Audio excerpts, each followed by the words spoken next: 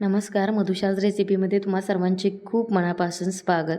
तर आज आपण 6 महिन्याच्या वरील बाळासाठी डाळ तांदळाची पेज कशी बनवायची ते बघतोय.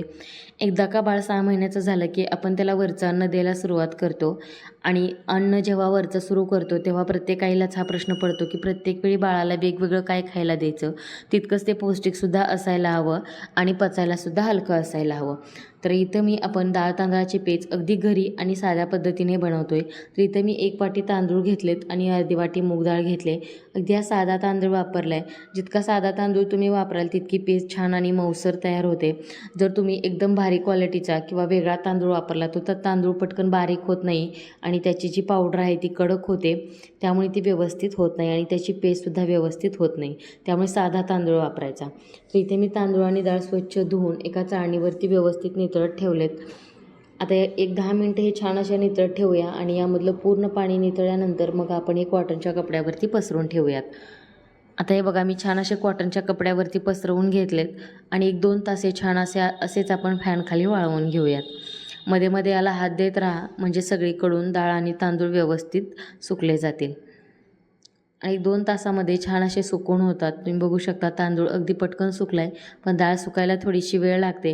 पण जेव्हा आपण हे भाजतो त्यामुळे पूर्ण ते ड्राय होतात आणि त्यामधला पाण्याचा अंश पूर्णपणे निघून जातो.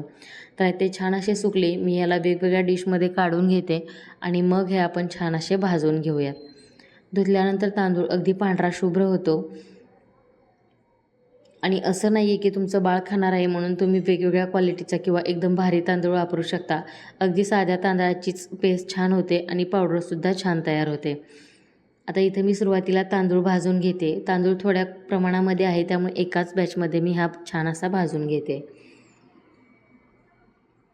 आता तांदूळ भाजताना गॅसची फ्लेम मध्यम ठेवायची आणि सतत ढवळत याला छान असा आपण भाजून घेऊयात.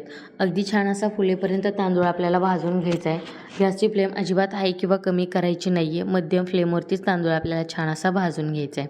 तुम्ही बघू शकता अगदी तांदळाचा हलकासा कलर चेंज झाला आहे आणि तांदूळ छान असा फुलला आहे सुद्धा.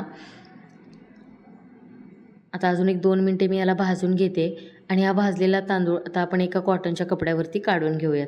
म्हणजे जेणेकरून जो तांदूळ आहे तो गरम असतो आणि आपण डायरेक्ट जर स्टीलच्या भांड्यामध्ये किंवा कुठल्याही भांड्यामध्ये टाकला तर त्याला थोडंसं पाणी सुटतं आणि ते ओलसर व्हायला बघतं. तर त्यामुळे एखादा कॉटनचा कपडा किंवा रुमाल टाकला आणि त्याच्यावरती जर टाकलं तर त्याला अजिबात पाणी सुटत नाही. डाळसुद्धा छान अशी भाजून झाली. डाळ थोडीशी ओलसर असते त्यामुळे ती भाजण्यासाठी थोडासा वेळ लागतो. डाळसुद्धा मध्यम गॅसवरती छान अशी भाजून घ्यायची. आता डाळसुद्धा एका कॉटनच्या कपड्यावरती ज्यामध्ये तांदूळ काढलेत त्यामध्येच आपण काढून घेऊयात. आता मी इथं घेतले 1 चमचा जिरं आणि जिरंसुद्धा आपण छान असं भाजून घेऊयात. आता जिरं भाजलं की यामध्ये मी घालते पाव चमचा ओवा. ओव्यामुळे काय होतं, बाळाचं पोटसुद्धा व्यवस्थित साफ व्हायला मदत होतं आणि गॅसेस वगैरे अजिबात पकडत नाही. तर हे बघा, ओवा आणि जिरंसुद्धा छान भाजून झाले, ते सुद्धा मी काढून घेते. आता त्याच पॅनमध्ये गॅस एकदम कमी करायचा आहे आणि 1 चमचा धने घेतलेत मी, तर ते भाजून घेऊयात. धने घातल्यामुळे काय होतं, जे आपण पेस्ट बनवतो किंवा जे पावडर बनवून ठेवतो त्याला एक छान असा सुवासिक फ्लेवर येतो आणि चवसुद्धा त्याची छान लागते. तर आता हे सगळे मिश्रण छान असं मिक्स करून घेऊयात आणि थंड झाल्यानंतर आपण मिक्सरमध्ये बारीक करून घेऊयात. जर तुमचं मिश्रण जास्त क्वांटिटीमध्ये असेल तर तुम्ही हे छोट्या गिरणीमधून सुद्धा दळून आणू शकता.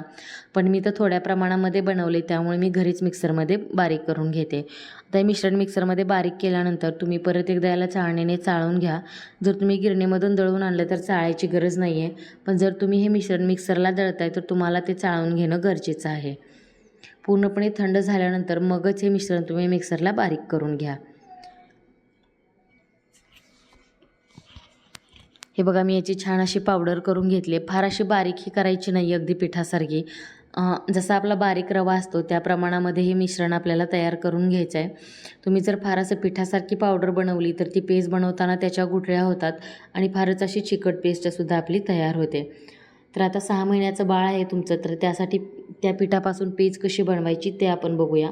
तर इथे मी 1 चमचा जी डाळ तांदळाची पिठी बनवली होती तर ती घेतली आहे. अगदी चिमूटभर मीठ यामध्ये घालायचं आहे, कारण कमी क्वांटिटीमध्ये पदार्थ बनवायची आपल्याला सवय नसते त्यामुळे मिठाचा अंदाज थोडासा बिघडू शकतो. पण इथं फार लक्ष देऊन अगदी चिमूटभर मीठ घालायचं आहे. आणि इथं मी 1 ग्लास पाणी घेतले, पण सुरुवातीला थोडं पाणी घालते आणि थोडंसं पाणी घालून या पिठाच्या आपण गुठळ्या मोडून घेऊयात. आता हे बारीक रव्यासारखं पीठ मी तयार केले, त्यामुळे याच्या शक्यतो गुठळ्या होत नाही आहेत.